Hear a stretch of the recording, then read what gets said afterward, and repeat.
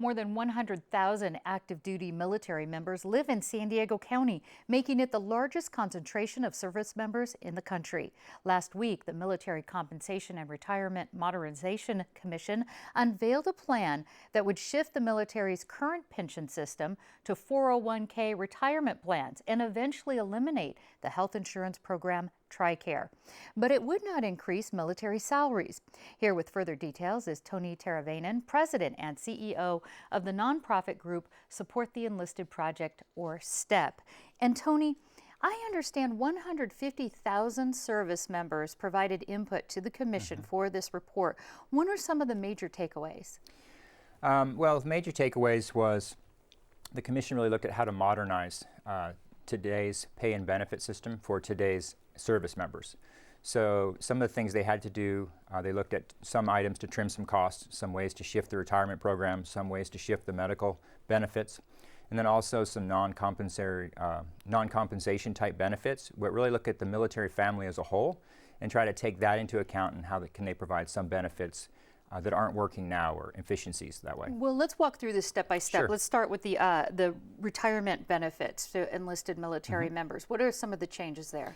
It looks to be, it's a 230-page report, so there's lots of details and stuff in there, but it looks like shifting from a 20-year program. Currently, if you stay 20 years, you'll go to a pension system that's approximately 50% of your pay.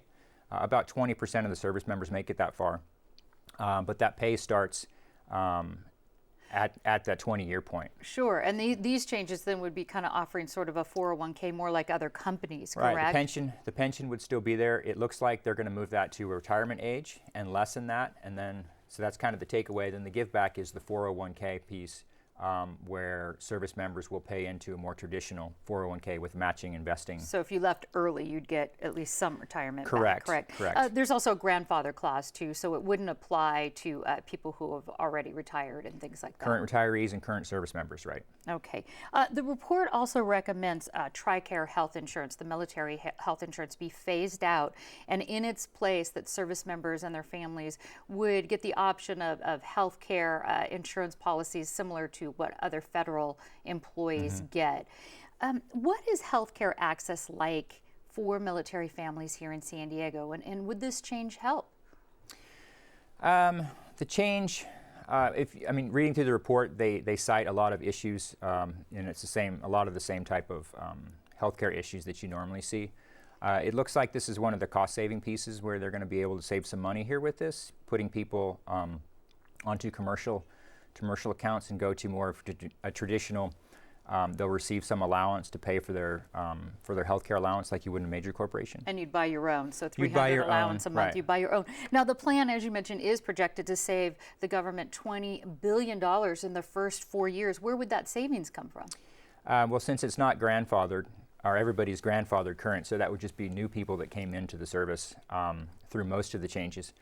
But it looks like there's 3 areas. The retirement program is a savings area. The healthcare area looks to be a savings area, and then some changes with the GI Bill, how you can have other people use it. It looks like there's some changes in that area as well, and those are the major areas where they're going to save the money. Retirement, health, and then the GI Bill. The proposal does not actually include changes to military pay structures, even though the commission notes that some military families get so little money that they actually are eligible for food stamps. What's your take on that?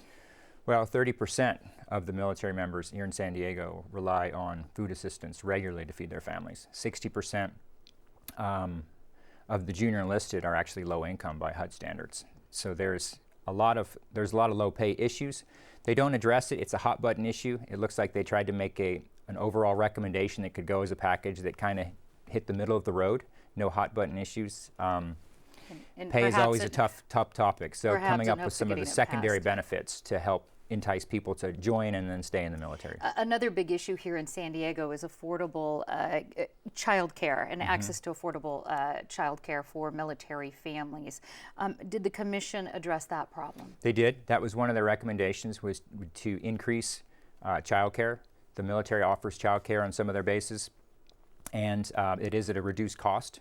So this is one of the secondary benefits. The waiting lists, though, are very long, and there's So it's going to take yeah, some time for that one, but at least they addressed it. They addressed it, right. What are the next steps for this? Where does it go from here? I know the president needs to look at it. What happens next? Right, so the commission made the recommendations, and then these recommendations went to the president, they went to Congress.